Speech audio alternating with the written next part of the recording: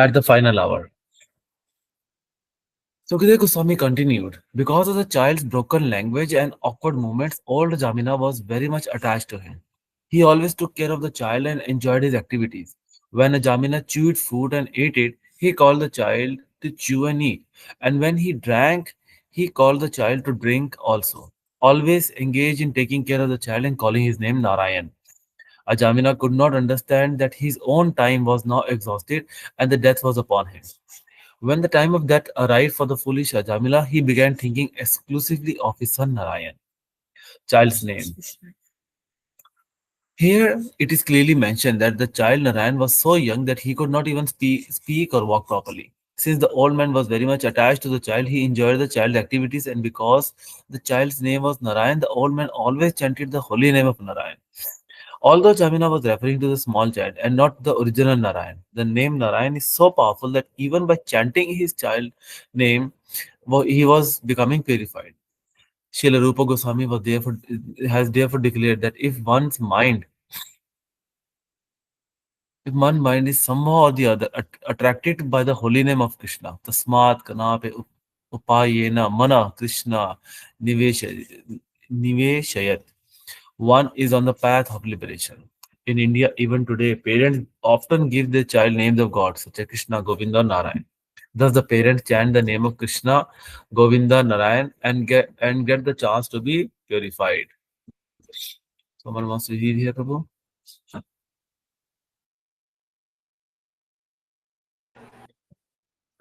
Okay.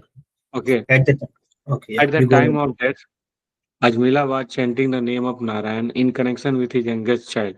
Since was the son of Brahman, he had been accustomed to worshipping Narayan in his youth, because in every Brahman's house there is a worship of Narayan. Therefore, although contaminated, Ajmila was calling for his son by concentrating his mind on the holy name of Narayan. He remembered the Narayan he had very faithfully worshipped in his youth. The value of remembering Narayan at the time of death is explained in the second canto of Srimad Bhagavatam. एतावान एतावान संख्या योग्यभ्याम सव्या धर्म परिनिश्चित्या जमा लभा पर पुमसाम ante Narayanam Smriti. The highest perfection of human life achieved either by complete knowledge of matter and spirit, by accruement of mystic powers, or by perfect discharge of one's occupational duty, is to remember Narayan, the personality of Godhead at the end of life. Somehow or other, therefore, Ajmila consciously or unconsciously chanted the name of Narayan at the time of death and became all perfect. Death, a critical time of life. A mention above one's mentality at the time of death is all important. But if we become complacent and think, oh, death take place, what of it? Then we cannot advance on the spiritual path. Just as the air carries fragrances, so as a person's mentality at the time of death will carry him to his next life. If he has cultivated the mentality of a Vaishnava, a pure devotee of Krishna, then he will immediately be transferred to the Vaikunt. But if he has cultivated the mentality of ordinary karmi, a fruitive worker, then he will have to stay in his material world to suffer the consequences of the kind of mentality he has first created. Suppose I am a businessman. If I simply do businesses up till the point of death, naturally my mentality will be business. One Calcutta businessman at the time of death asked about the management of his mill. He might have taken his next birth as a rat in his mill. This is possible. At the time of death, whatever you are thinking will carry you to your next body. Krishna is very kind, and whatever mentality one is absorbed in at the time of death, Krishna will provide an appropriate body. All right, you are thinking like a rat, become a rat. You are thinking like a tiger, you become a tiger. You are thinking like a devotee, come to me. By chanting Hare Krishna, we can mold our thoughts so that we are always thinking of Krishna. As Krishna recommends in Bhagwad Gita 6.47, Yojinam api sarvesham madgate mantratmatmana. The first class yogi is he who always thinks of me within his heart. In heart, the Krishna consciousness movement is especially meant of helping the members of human society come to this state of full Krishna consciousness. Then, at the end of life, one will simply remember Krishna. Whatever you practice throughout your life will determine your consciousness at that. This is natural. One who properly prepare for the time of death is really intelligent, while one who think he can remain at the home forever and enjoy the association of his wife and children is a fool. In illusion, a man think my bank balance, my nice house, and my family will protect me, but these cannot protect anyone. The Srimad Bhagavatam declares, Depyatya Kalatradasu Atma San Yusva Asatva Asatva Api Tesham Parmato Nidhanam Pasyanam Api Na Pasyati. Phil, bro, you want to read now? One who is mad thinks my strong body, my grown-up children, my good wife, and my bank parents will save me. We are simply struggling in this material world like a soldier fighting on a battlefield.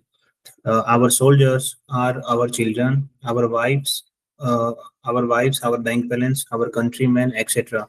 The Srimad Bhagavatam warns us not to take shelter of such the fallible the soldiers. Even though a man has seen that his father and grandfather, who were once living, are existing no more, he does not see that likewise everyone, including himself, will be destroyed. How can he protect his son? How can his son protect him? These questions do not arise from the materialist who is simply engrossed in the animal propensities of eating, sleeping, defending, and mating. Neither, neither birth nor death. Sukhdev Goswami continued. Ajamila then saw three awkward persons with deformed bodily features, fierce, twisted face, and hair standing erect on their bodies.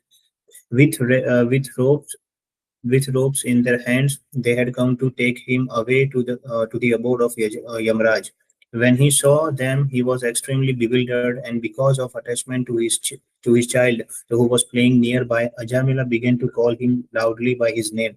Thus, with tears in his eyes, he somehow or the other chanted the holy name of Narayana. Srimad Bhagavatam 6.1.28 to 29.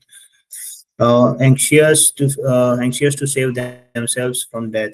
At the time of death, people become very anxious to save themselves, especially those who have been sinful. Of course, the soul itself is not subject to death. Na hanyate hanyamana sarira. But leaving the present body and entering into another body is very painful. At death, the living entity can no longer bear to remain in his present body. The pain is so acute. Sometimes, when a person's life becomes too painful, he commits suicide. But suicide is a sin punishable by the law of karma.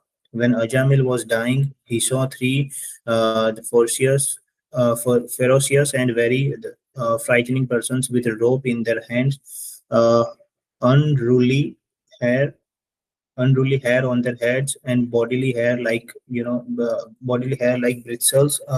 These assistants of Yamraj and Yamduta had come to drag Ajamila out of his body and take him to the court of Yamraj. Sometimes a dying man cries in fear when he sees the Yamduta. Ajamila to become very fearful. Fortunately, even though Ajamil was referring to his son, he chanted the holy name of Narayana, and therefore the orders, the carries of Narayana, the Vishnu Dut, also immediately arrives there. Because Ajamila was extremely afraid of the robes of Yamraj, he chanted the Lord's name with tearful eyes. Actually, however, he never meant to chant the holy name of Narayan, he meant to call his son. The appearance and disappearance of Krishna and his devotees. One may ask, the devotee die and the non-devotee also die. What is the difference? It is like the mother cat may catch a rat and carry it in her mouth, and she also carries her kittens in her mouth. It is the same mouth, but the kittens are comfortable and safe, whereas the rat is feeling the jaw of death. Similarly, at the time of death, the devotee are transferred to the spiritual realm, Vaikuntha, whereas the ordinary sinful man is dragged down to the hellish regions by the Yamadutas, the constables of Yamaraj. This was apparently to be Ajamil's fate. Uh, in the Bhagwad Gita 4.9, Krishna says, Janma karma cha me divyam, my appearance and disappearance are spiritual, transcendental, they are not ordinary. Why does Krishna appear in this world? That he explains in the previous verse, Bhagavad Gita 4.8. Paritranaya sadhunam vinasaya cha duskritam dharma sansthapanarthaya sambhavami yuge yuge, to deliver the pious and annihilate the miscreants, as well as to re-establish the principle of religion. I appear millennium after millennium. God's only business is to protect the faithful devotee and to kill a demonic. Therefore, we find Lord Vishnu pictured with his weapons, the club and chakras disc for protecting the devotee, and the lotus flower and conch for their benediction. Similarly, transcendental are the appearance and disappearance of Krishna's devotee who are sent to this material world to preach the glories of Lord. According to the principles of Vaishnavism, both the appearance and disappearance of such Vaishnava or a devotee of Vishnu are all auspicious. Therefore, we hold festivals in their honor on the anniversaries of both days. Actually, even ordinary living entities never take birth or die. What to speak of Krishna and his devotees? Sometimes atheistic men say God is dead. They do not know that even the smallest living entity does not die. So, how can God be dead? Atheists are described in the Bhagavad Gita as mudas or foolish rascals. They have no knowledge but pose themselves as learned men and mutter something that is good neither for them nor the public. Somebody else would like to read? I can start from here. So, liberation via thinking of Krishna. Because somehow or the other, Jamila became absorbed in thinking of Narayan or Krishna at the time of death, he immediately became eligible for liberation, even though he had acted sinfully throughout his entire life. One can think of Krishna in any capacity. The gopis, Krishna's cowherd girlfriend, were absorbed in thinking of Krishna out of what appeared to be lusty desire. Shishupal became absorbed in thinking of Krishna out of anger, and Kamsa incessantly thought of Krishna out of fear. Kamsa and Shishupal were demons. But because they thought of Supreme Person and Godhead throughout their life, and even at the time of that, they were granted liberation by Krishna himself. Of course, it is the best if one thinks of Krishna favorably. Bhakti or devotional service means thinking favorably of Krishna. Shishupal and Kamsa were not devotees because the word devotee implies someone who is favorably disposed toward Krishna. Thinking of Krishna in an opposite way, however, is also accepted by Krishna. Krishna is so kind that anyone who thinks of him always, even as an enemy, becomes the greatest yogi and attain liberation. The results of yogic performances and austerities were achieved even by such immical personalities as Kamsa and Shishupal.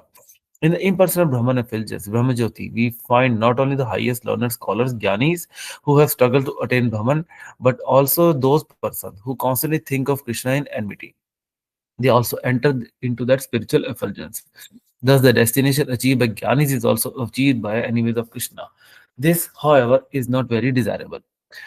The living entity can remain for some time in Brahman effulgence, Brahmajyoti, as a tiny shining spiritual particle. As there are many other molecular particles of sunshine, similarly, the living entities can live as small particles of spiritual effulgence in the Brahmajyoti. But they are subject to fall down into material creation again.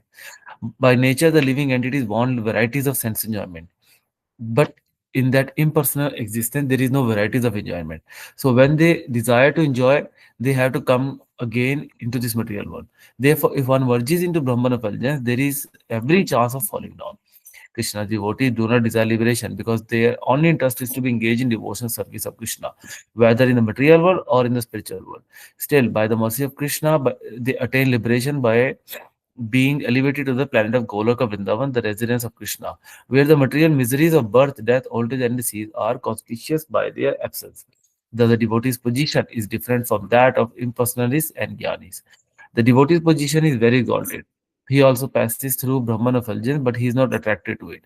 He is attracted to Vaikuntha planet, especially Golaka Vrindavan, where the Supreme Personality lives eternally with his associates. Shrimad Bhagavatam ki jai, Srila Jai. Prabhupada ki. Jai. Hare Krishna. Thank you, Prabhuji. Hare Krishna. See you in the evening.